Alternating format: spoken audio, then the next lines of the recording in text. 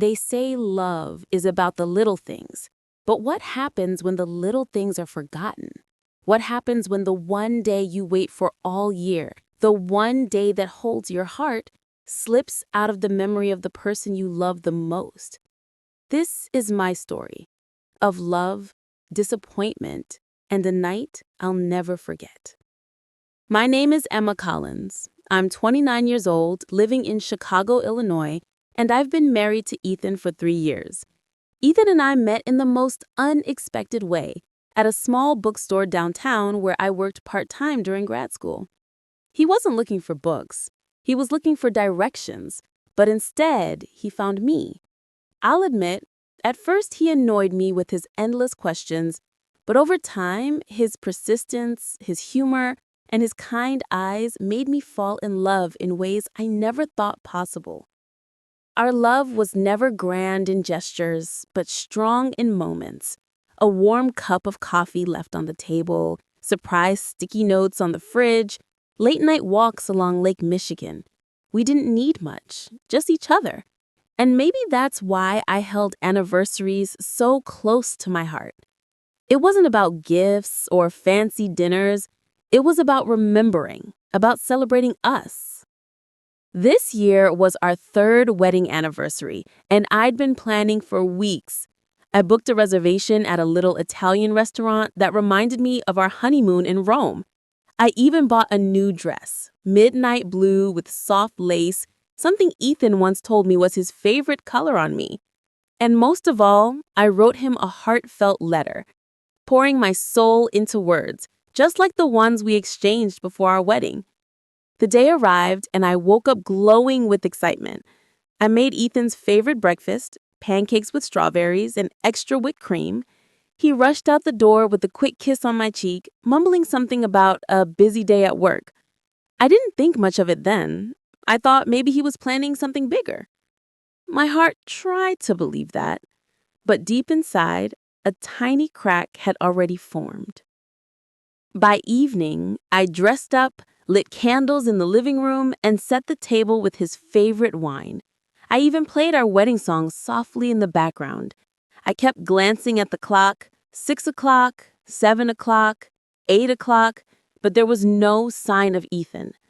Finally, at 9:15, the sound of keys jingled at the door, and he walked in looking exhausted, tie loosened, briefcase in hand.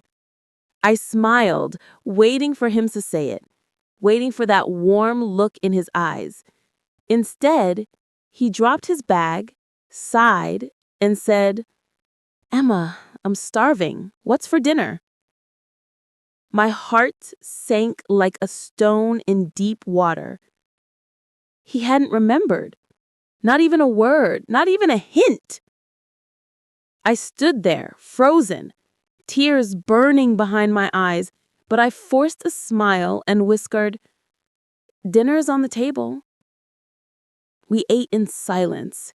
Every bite tasted bitter. Every second felt heavier. Ethan talked about work, about deadlines, about meetings, as if it was just another day. And finally, I couldn't hold it in anymore. I put my fork down and said softly, "Do you know what today is?" He looked at me blankly, eyebrows furrowed, then shrugged. Thursday?" That was it. The crack in my heart shattered into pieces.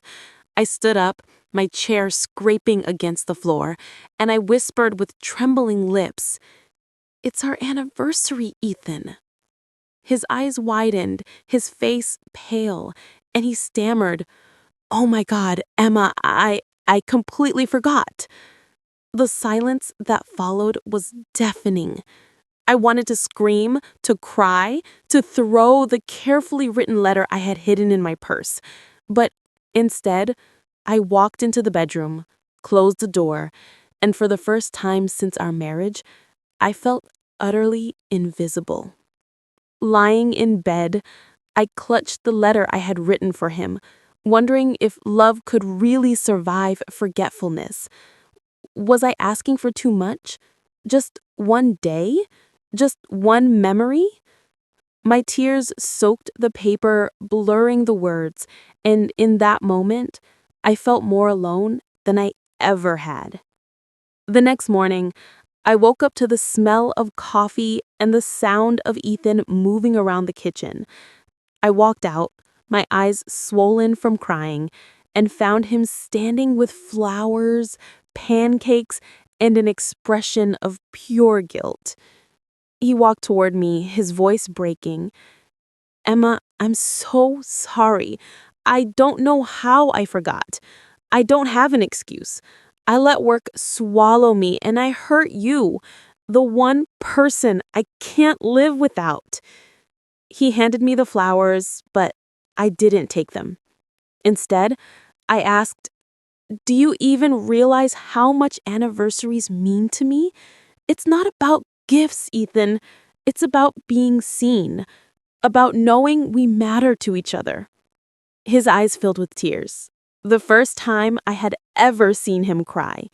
He knelt down, holding my hands. "Emma, please, I may forget dates, but I can never forget us.